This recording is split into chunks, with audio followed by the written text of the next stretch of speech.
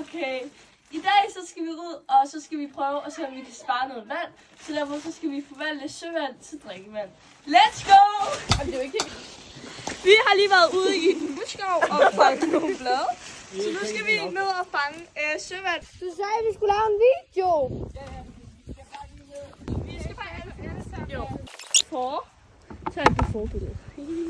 Det her, det er et forsøg om, hvordan vandet, der her, søvand, det er rigtig klamt, kan blive den her, mens vi længer det 360 grader. Vi starter med at svinge det i en højt grad, stille og roligt.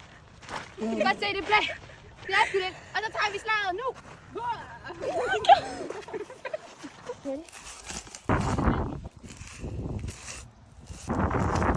Den skal stå ovenpå. Og det er vigtigt, at den står stabil.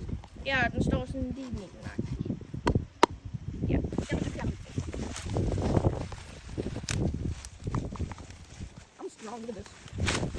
Og det her, det gør vi jo, så jorden ikke går ned i selve skolen. Ja, jeg tror, det skal være en højere bygge op i. Det er ikke. Flot. Vi er done. Så er det, der er vigtigt, ikke også? Ja, det er meget. Det er, der er sådan en Der er så stræk, så man kan gøre det. Ej, se der allerede. Så vi ses i morgen. Tak for ret meget. Og jeg taster den lige. Det er helt vildt. Ja, det Og smager taster ikke det af også sø. lige. Det skal jeg nok love. Det smager af det helt originale vand, som vi har. Vand.